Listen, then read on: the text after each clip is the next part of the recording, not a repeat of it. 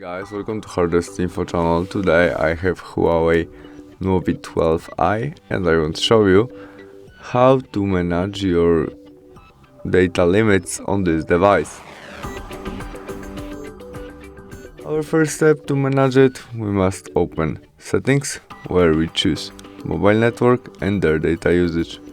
In it we tap on more data settings and there we can set mobile data limits. First step, we can set monthly data limits in custom number, maybe 60 megabytes or gigabytes, what you prefer. There we can set when our data start, maybe first day of each month.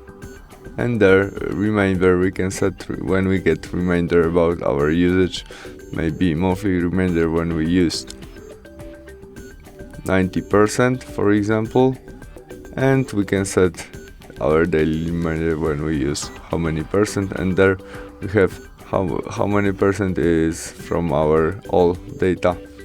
And that's all. Thanks for watching. Bye.